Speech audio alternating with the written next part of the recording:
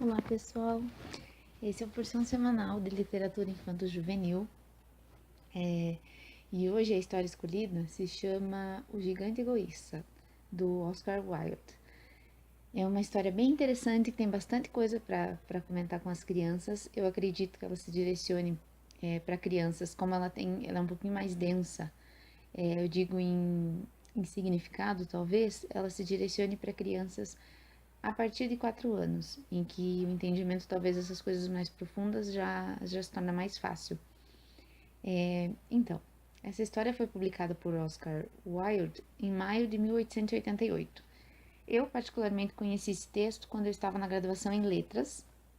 É uma professora de literatura trouxe esse texto para nós estudarmos e eu me surpreendi ao ver o talento de Wilde também na escrita de obras infantis. E, portanto, eu acho que há muitos aspectos que podem ser analisados nessa história, então vamos a eles. Bom, inicialmente as crianças brincam no jardim do gigante enquanto ele está viajando. As árvores estão carregadas de frutos, as flores estão viçosas, o jardim está belíssimo. Só que quando o gigante volta, ele proíbe as crianças de brincarem em seu belo jardim. E para fazer com que essa proibição valha mesmo, ele constrói um alto muro e ainda coloca um aviso lá. O aviso diz assim: é proibida a entrada, proceder-se-á contra os transgressores. Ele, como já nos diz o próprio título, era uma pessoa egoísta.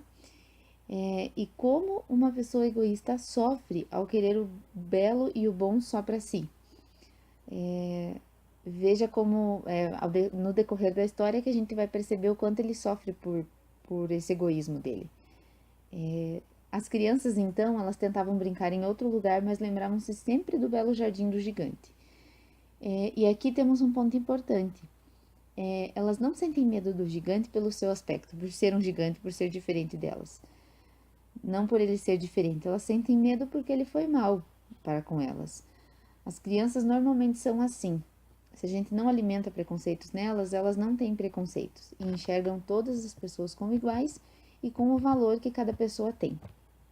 Mas, voltando à história, quando chega a primavera, tudo está florido ao redor ali da região, mas naquele jardim isolado do gigante ainda é inverno. Então estão ali só a neve, o granizo, a geada, e isso acontece com quem fecha-se em si mesmo.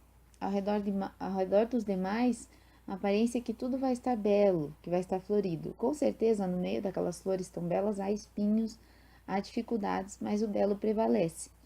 E com quem acha que se basta, só vai restar a solidão e o vazio. Então, vai restar, resta para ele, no caso, a ausência das flores para amenizar o lugar, do canto dos pássaros. E esse gigante, no caso, fica sem o que mais poderia alegrar a sua vida, que são as crianças. Onde a criança sempre haverá alegria. Haverá trabalho, claro que eu reconheço isso, mas mais do que tudo, sempre haverá alegria. E o clima então castiga esse gigante, não lhe dá frutos, pois o clima mesmo diz, o outono, no caso, é o que aparece ali na história, diz, ele é muito egoísta, eu não vou dar fruto para ele, não. Mas as crianças superam esse medo do gigante e fazem um buraquinho no muro e entram no jardim. E junto com elas entra a primavera. No início do conto ele nos diz que tinham 12 árvores, 12 pessegueiros, e ao toque de cada criança, cada árvore dessa vai florescendo e vai agitar levemente os seus galhos. Mas algo acontece que vai enternecer o coração desse gigante. Só em uma árvore ainda é inverno, pois há um menino muito pequeno que não consegue subir nessa árvore. A árvore até tenta ajudá-lo, mas ele não consegue. O gigante então percebe que o seu egoísmo só lhe fez mal, pois o egoísmo dele, expulsando as crianças daquele jardim, só fez com que o inverno prevalecesse ali, que só as coisas que o deixariam tristes permanecessem ali. E ele decide tornar aquele jardim como das crianças. E nisso ele estava apenas observando essas crianças, mas as crianças não estavam o vendo. E como ele tinha sido mal com elas, as crianças ao vê-lo fogem e o inverno volta. E só aquele menininho que estava tentando subir na árvore é que fica. Fica por quê? Porque ele está chorando, tentando subir na árvore, e como ele está chorando, ele acaba não vendo o gigante chegando. Então ele não vê e por isso ele não foge. O gigante então se enternece mais ainda ao ver aquele menininho que foi o único que restou ali e o ajuda a subir na árvore. E naquela árvore então a primavera floresce. E o menino fica feliz. Então, novamente, assim como nós já vimos na história passada, nós percebemos a alegria ao produzir alegria ao nosso próximo, ao ajudar o nosso próximo. A alegria que se produz em nós ao sermos útil ao nosso próximo. Mas acontece que esse menino não volta mais ao jardim. As outras crianças voltam no dia seguinte e o gigante ainda pergunta: mas cadê aquele menininho bem pequenininho que não conseguia subir na árvore? E elas dizem: não sei, talvez amanhã ele volte, mas a gente não o conhece. Eu acho que ele não mora aqui. E o gigante fica todos os dias, fica feliz por todas aquelas crianças que chegam, mas todos os dias espera aquele menininho.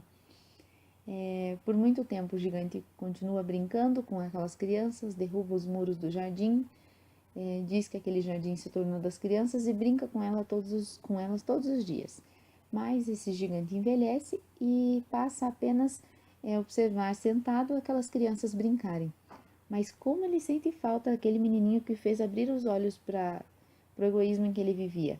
E para aquele menininho que o fez melhorar ainda mais, né? Que foi o único que não fugiu do jardim naquele dia. O inverno, como é normal do nosso clima, que é cíclico, volta. Mas dessa vez ninguém o odeia, e o gigante passa a vê-lo como apenas o descanso da primavera, o descanso das flores. E normalmente as coisas, quando nós tentamos ver as coisas de um ponto de vista mais otimista, as coisas não tão agradáveis, na maioria das vezes, apenas nos preparam para o melhor que está por vir, e a gente passa a perceber as coisas dessa forma. Uma dificuldade nunca acontece em vão. Sempre depois de uma dificuldade, alguma coisa muito boa vai surgir dali. E isso também é algo que a gente deve ensinar nossas crianças, pois lidar com a decepção não é fácil nem para um adulto, muito menos para uma criança. Para a criança aprender a lidar com a desilusão e com a dificuldade, isso precisa de trabalho, e essas histórias também podem nos ajudar nisso. Mas, de repente, o gigante percebe que no meio de todo aquele inverno no jardim, uma árvore está florida. E perto daquela árvore, que é a única que está florida ali no jardim, visto que é inverno, só ela está florida, está aquele menininho pelo qual o gigante esperou todos os dias durante todo aquele tempo. Só que o menininho, quando o gigante chegar perto dele, o menininho está ferido. Está ferido nas mãos e nos pés. Está ferido, no caso, com espinhos de algumas flores. E o gigante fica bravo e pergunta quem o feriu. E aqui nós temos um dos mais belos trechos desse conto infantil do Wild. O menininho diz assim, que ninguém o feriu, que estas são as feridas do amor. E o menininho se sacrifica então para ver uma árvore florescer e dar assim alegria ao gigante que o ajudou a ver aquela mesma árvore florescer anteriormente. E digamos que essa é uma metáfora do amor divino. Deus se entregou também por amor a nós. E por isso que a palavra amor, no caso quem aqui não tinha como ressaltar isso antes, mas agora eu posso dizer, a palavra amor no texto encontra-se em maiúsculo.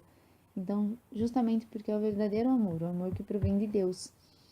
E para provar realmente que era do amor divino que esse menininho estava falando, ele então diz ao gigante: eu leio esse trecho agora. Tu deixaste-me brincar uma vez no teu jardim. Hoje virás comigo para o meu, que é o paraíso. Então, chegou ao fim a caminhada do gigante nessa vida, nessa terra, né? Nessa única vida que nós temos.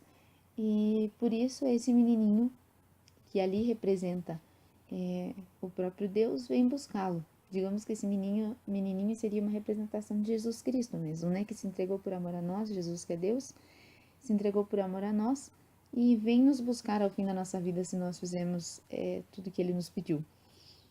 Então, apenas parece, digamos assim, um fim triste, pois as crianças voltam naquele dia para brincar no jardim e o gigante está morto, coberto de flores brancas. Mas, como eu disse, apenas parece um fim triste, mas não é, porque o gigante foi para o jardim que dura eternamente, e para a fonte do que há de mais belo e bom, para a fonte de toda aquela beleza, de toda aquela bondade que ele via florescer no seu jardim. E ao fim do conto, esse gigante já curou seu egoísmo. Então, digamos que no fim nós teríamos que dar outro título para esse gigante. Cabe a nós talvez imaginar vários títulos possíveis. para esse gigante que era egoísta e que agora já curou o seu egoísmo. Então, eu realmente espero que a beleza, o bem e o amor nos ajudem a sempre melhorarmos também, assim como esse gigante fez, e que como ele, para melhorarmos, nós sempre pensemos e lembremos que nós temos a ajuda do amor maiúsculo, né? Do amor com letra maiúscula, que é o amor divino. E que nós também possamos, nós adultos, aprendermos com essa história, aprendermos com esse ensinamento e possamos, com essa e com todas as demais histórias que existem, as boas histórias, ensinar as nossas crianças também a aprenderem com o belo, com o bom, aprenderem, como eu disse anteriormente, a lidar com as dificuldades e com as desilusões, a enxergar um bem maior por trás disso, né? E eu espero que essa reflexão tenha ajudado nesse ponto, tá bom? Um abraço, pessoal. Conto com vocês no acompanhamento da página, do canal aqui na SoundCloud e da página no nosso Facebook. Esse podcast semanalmente está sendo liberado num blog de uma amiga muito especial, o blog se chama Família Barlavento. Lá vai ser disponibilizado cada vez o texto desse podcast e também o link para o podcast para quem preferir ouvir o áudio, tá bom? Um abraço, pessoal, e até a próxima.